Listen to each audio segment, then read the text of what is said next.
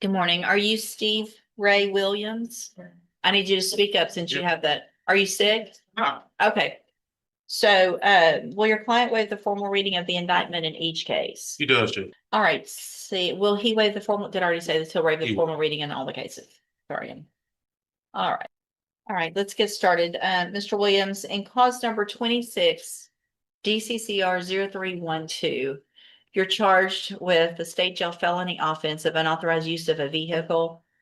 And that's from December 2nd of 2025. Your indictment alleges that you were previously convicted of possession of a controlled substance, a state jail felony, March 25th of 2002. And after that was final, you were convicted of possession of a controlled substance, a state jail felony, May 22nd of 2024. And how do you plead to that charge? Guilty. Speak up, please. Guilty now. And are you pleading guilty freely and voluntarily? Yes, ma'am. And because you did what they charged you with? I need you to answer out loud. Yes, ma'am. And are those prior two convictions true? Yes, ma'am. In cause number 26 DCCR 0313, which counts are we going on that case? See, Is he pleading to all those counts? yeah, So with the minimum of 25? yes, Judge. Okay, so I'm gonna go back to the cause number ending in 0312. It's the one you just pled guilty to. It had those two prior state jail felony offenses listed in the indictment. The state has also filed a notice of intent to use prior convictions to enhance. And in that, they allege that you were also previously convicted of the second degree felony offense of possession of a controlled substance. It doesn't say what level offense that is, but that's the one from July 30th of 2003. What level offense is it? He received 5 year sentence on that, Judge. Let's see. To be clear, to be specific, it was, looking for judgment now, a first degree felony. Judge. So so that conviction, again, from of possession of a controlled substance from July 30th of 2003, which was a first degree felony.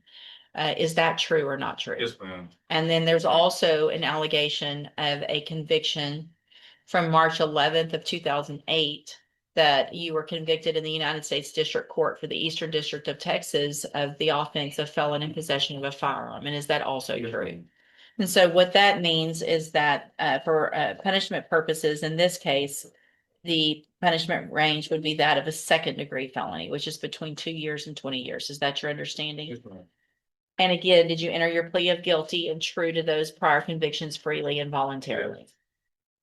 All right. And cause number 26 DCCR 0313, you're charged with unlawful possession of a firearm by felon, third degree felony from December 2nd of 2025. The indictment alleges you were previously convicted of possession of a controlled substance, a first degree felony, July 28th of 2003.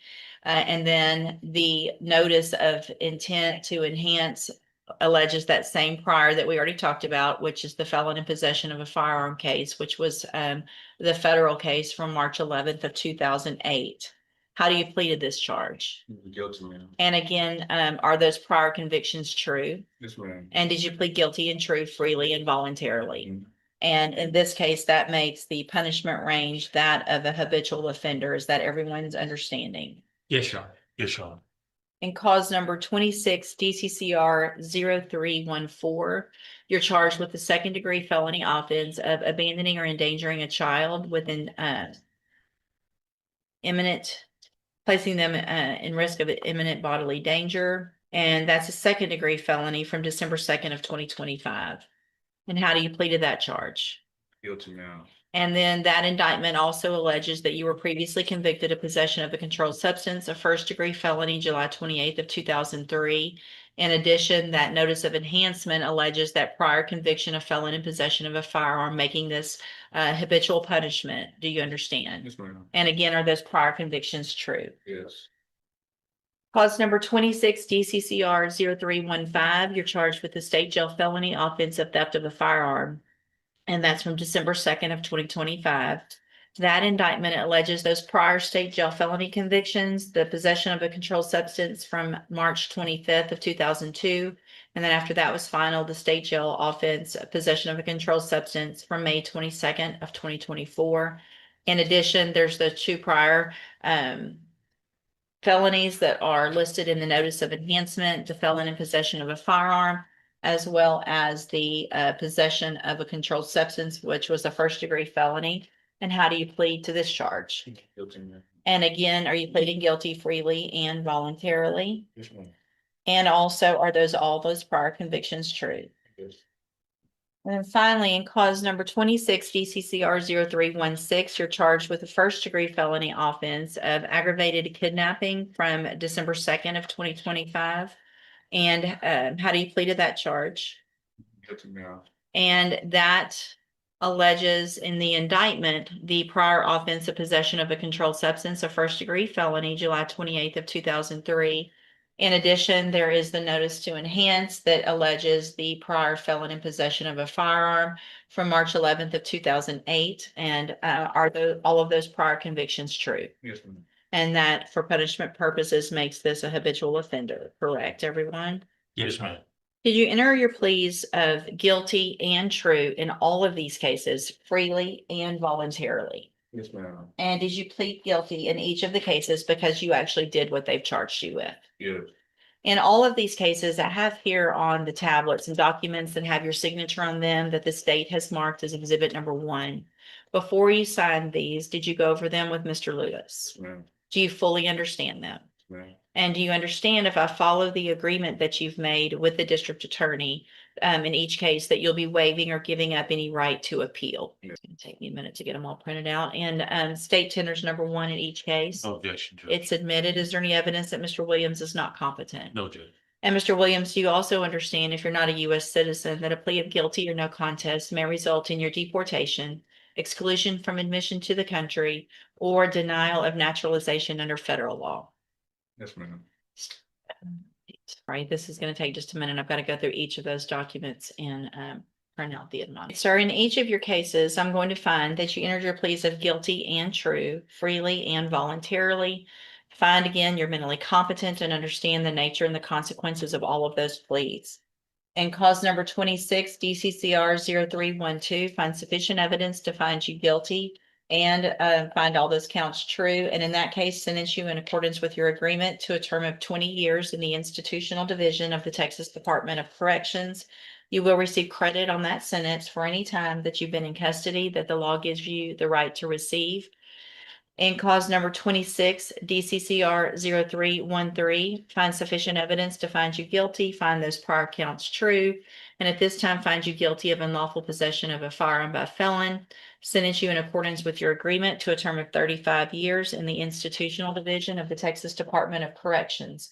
You will receive credit on that sentence for any time that you've been in custody that the law gives you the right to receive. In cause number 26, DCCR 0314, find sufficient evidence to find you guilty, and at this time find you guilty of abandoning or endangering a child. Find those prior convictions true. Sentence you in accordance with your agreement to a term of 35 years in the institutional division of the Texas Department of Corrections. You will receive credit on that sentence for any time that you've been in custody that the law gives you the right to receive.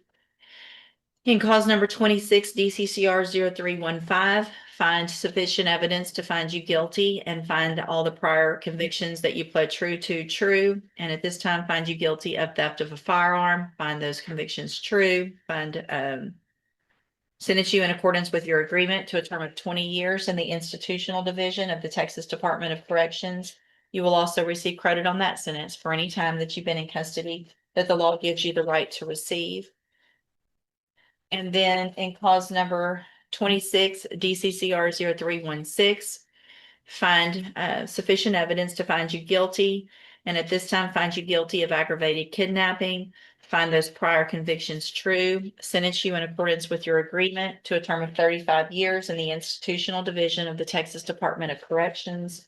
You will receive credit on that sentence for any time that you've been in custody that the law gives you the right to receive. All of these cases will run concurrently, which means together at the same time. Handing you in each of your cases, the trial court certifications that shows that these were agreements that I followed, and so you've waived your right to appeal.